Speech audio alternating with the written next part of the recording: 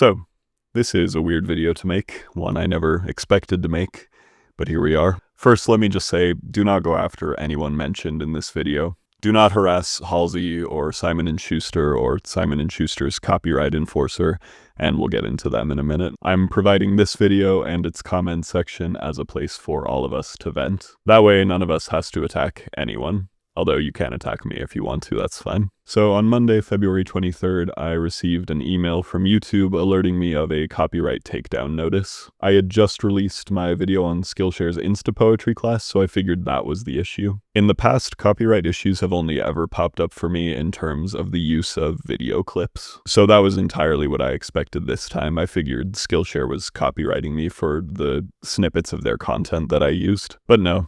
I opened the email to find this was a very different copyright notice for a few reasons. So firstly, I was surprised that this was on the Halsey video because that video had been up for months without any issues. Secondly, I was surprised because this wasn't just any ordinary copyright claim. Usually when my videos are flagged for copyright, it just means I can't monetize them. The AdSense for that video just goes to the copyright holder instead. But this copyright claim wasn't just a claim, it was a takedown notice. Ergo, this video was going to be automatically deleted in a week unless I deleted it myself. And if I failed to delete it myself, I would get a strike against my channel, which would be a very big deal. Thirdly, as stated, this wasn't a copyright notice over any clips or audio. The alleged copyright infringement had to do with the poems I showcased in the video. The takedown notice came from Simon & Schuster, Halsey's publisher, with a contact email from a company called CoreSearch. Keep that in mind for a second. So as you can imagine, this whole thing was obviously shocking for a few reasons. Initially, I had to wonder if maybe Halsey had actually seen the video, disliked it, and then asked for its removal. But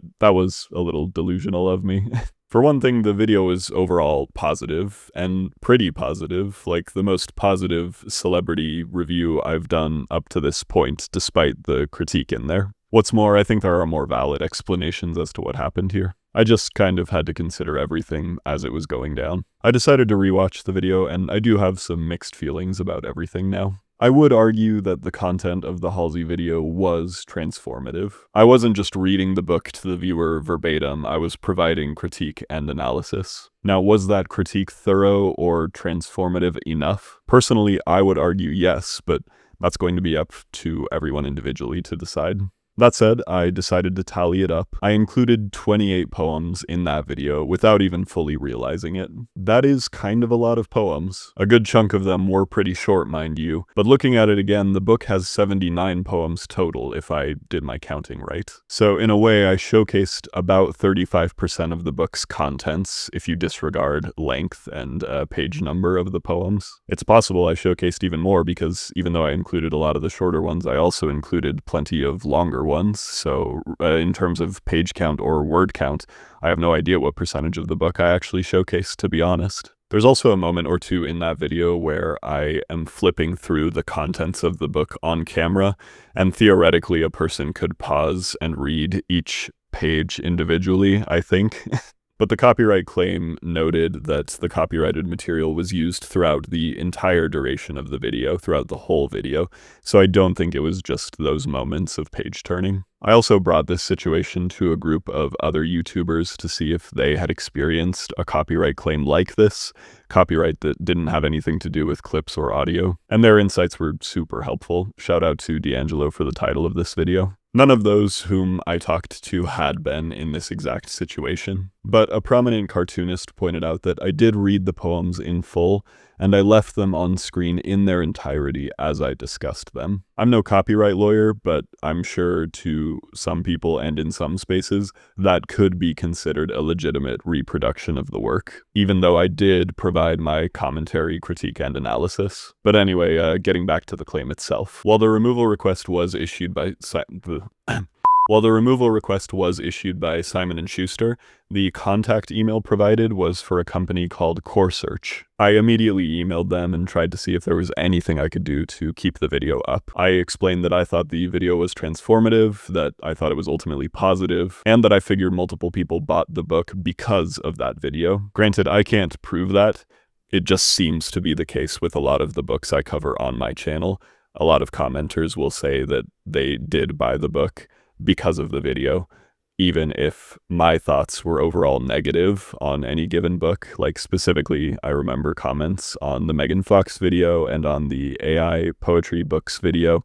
I remember people saying that they were actually very interested in what they were seeing, and they decided to buy the book, even though I wasn't impressed. Anyway, I didn't get any response from Core Search, so I had to take the video down in the end, which was a bummer. But let's talk about Core Search for a second. If you go to Core Search's website, you'll be greeted with this text: Trademark Solutions, Infringement Prevention Powered by Hybrid Intelligence. Now, what is hybrid intelligence? This paper from Queen Mary University of London says the concept consists of combining machine and human intelligence to overcome the shortcomings of existing artificial intelligence methods. But in Core Search's case, I have no idea what that looks like. Some more text on their website says search trademark database, figurative marks, company names, and industrial designs using AI-powered technology to return results within seconds, freeing you to work on what matters most. And AI-powered analysis provides accurate and actionable intelligence from over 1,000 trademark, domain name, company name, pharmaceutical, and industry sources. Both of these sound kind of vague to me, but like I said, I'm not a copyright lawyer or a copyright person in general. It's no secret that Google and other AI companies use YouTube videos to train AI. It's possible that my Halsey video ended up in some database, and that was how Core Search found it.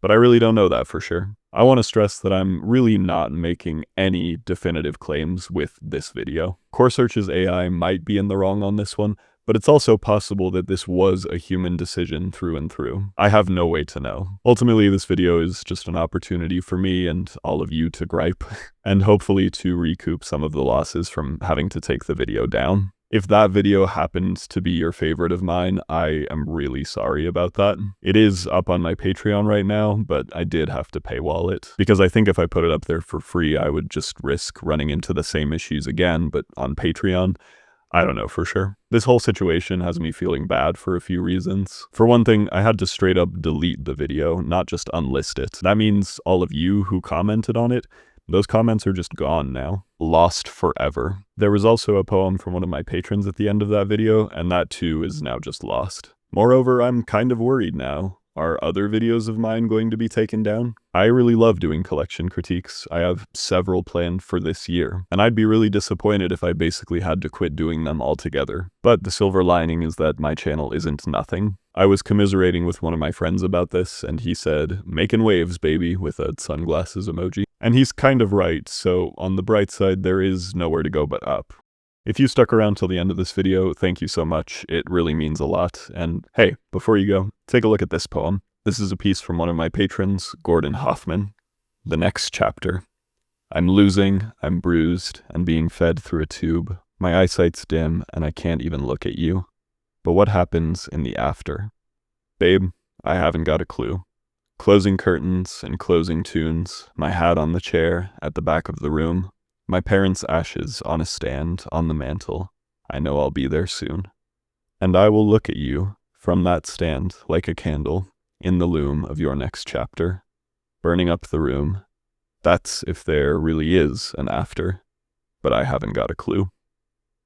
For the chance to see one of your pieces at the end of my videos, or if you just like what I do here and want to support, consider donating to my Patreon too. You'll get early access to videos, access to the community Discord, and you can hear me talk about the books I've read each month.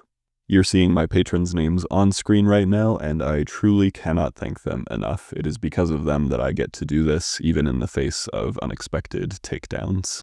If you want to support the channel in other important ways, liking, commenting, subscribing, hyping, blacksmithing, all of these things help, genuinely. You can also follow me on my socials if you want, but no matter what, keep reading, keep writing, and ultimately, keep in mind, this is a rough draft. Also, sorry, I know this video is not what I'd normally put out, but I still wanted to leave you all with a writing prompt here at the end. For this prompt, I'm just going to give you the title, Copyright Infringement, and I want you to let your mind run wild. Write a poem or short story that stems from whatever you think of when I say copyright infringement.